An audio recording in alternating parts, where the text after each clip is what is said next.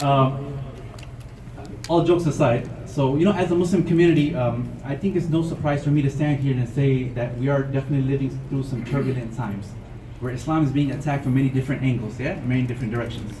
And you find many different things going on, and you find out through social media and different outlets. Of them being Muslims being attacked, physically being attacked, right? You find unfortunate Muslims being killed because of their identity. You find headscarves of the sisters being pulled off their hijab. You're finding, very interesting, they did a survey, and they surveyed people and they asked them, how many of you would be in favor of bombing Agrabah? And 30% of the people that responded, they said, yes, we would be in favor of bombing Agrabah. What is Agrabah? It's a fake city in the Disney movie Aladdin. So, a fake city. This is the kind of society we're living in. There's so much widespread misinformation, right? So you find a lot of this going on, and unfortunately, when Muslims hear about this, we fall back in a very reactive approach, right? We're very passive, unfortunately. So today's reminder is actually not to be passive. It's a reminder for myself and everybody here, not to be reactive, rather be proactive. You're finding armed protests at masjids. You're finding some masjids being burned down, and because of this, sometimes we as a Muslim community, we kind of step back. We get a little shy, get a little timid, right? But today's reminder is to be proactive again, right? Not waiting for people to come to you, rather you going to the people and educating them, right? And this is what we believe, one of the solutions to this Islamophobia narrative, one of the ways to counter it is through Dawah. Is to educate, invite people to the message of Islam. This is what all the prophets and messengers did. They called the people to the concept of one God, Tawheed, monotheism, right? So what I want to do, just in the next few minutes, if it's okay, I want to highlight one beautiful incident from the life of the Prophet Muhammad sallallahu alaihi wasallam, referred to as the seerah, his life, right? And what a beautiful incident to show us, to demonstrate to us what the Prophet did, peace be upon him, when he was facing Islamophobia. And to be realistic, that was really persecution, what they were going through, right?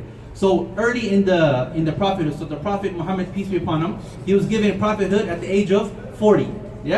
So the first few years, it was a private message. The message, the da'wah, was private, meaning to the family members, to the close ones around, it was private. But after the first few years, then the message became public, where Allah told the Prophet sallallahu alaihi wasallam to arise and warn the masses, right? To convey this message. So the message was going from being a private message to a public message. So what did the Prophet sallallahu alaihi wasallam do? He climbs Mount Safa.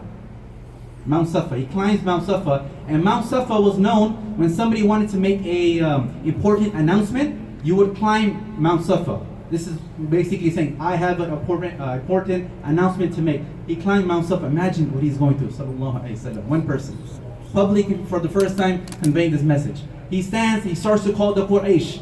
Who were the Quraysh? Those were the pagans, the idol worshippers, the mushrikeen of Mecca, right? He called them one by one, until they all assembled.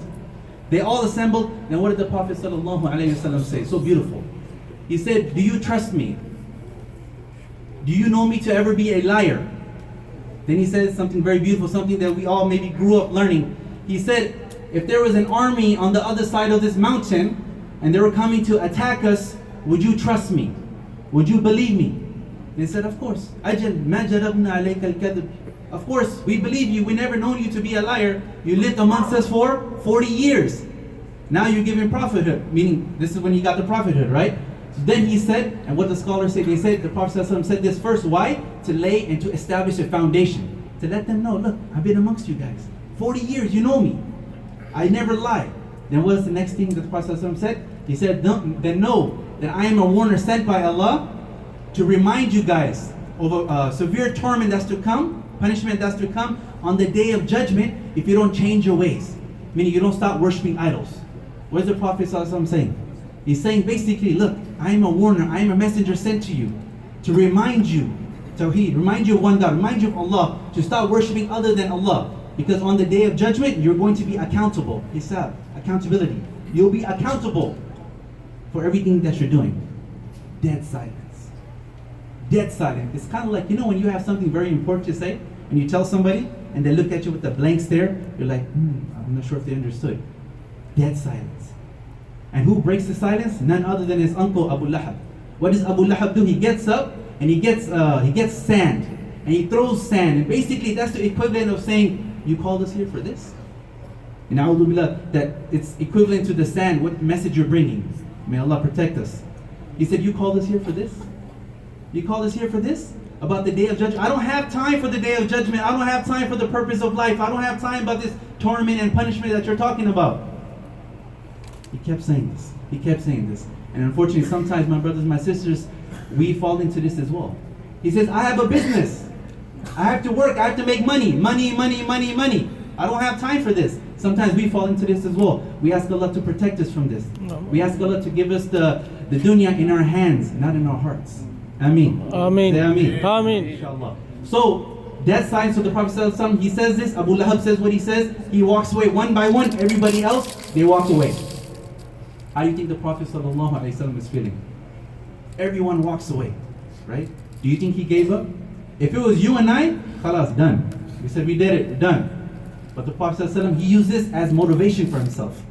By the permission of Allah, he used this as motivation. He used this as fuel to keep going. That's why 1,439 years later, in the 9th month of Ramadan, Islam is entered here in the Islamic Center of Khartoum. Allahu Akbar.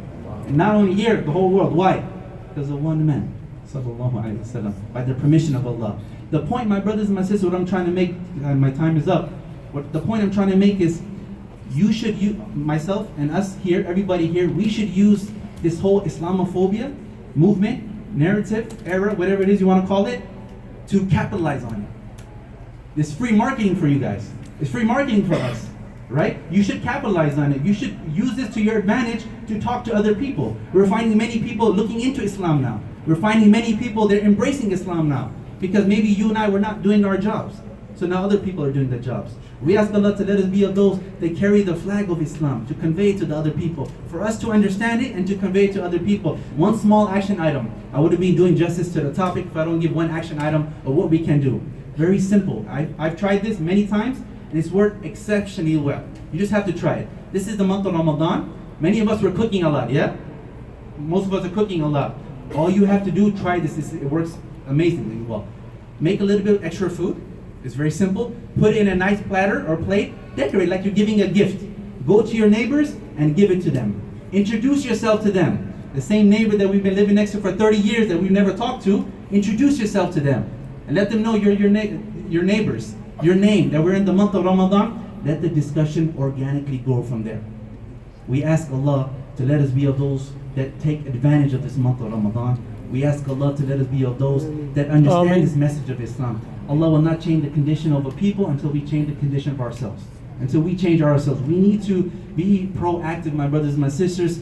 Do your best to convey this message of Islam to the best of your ability. Barakallahu feekum. Assalamu alaikum.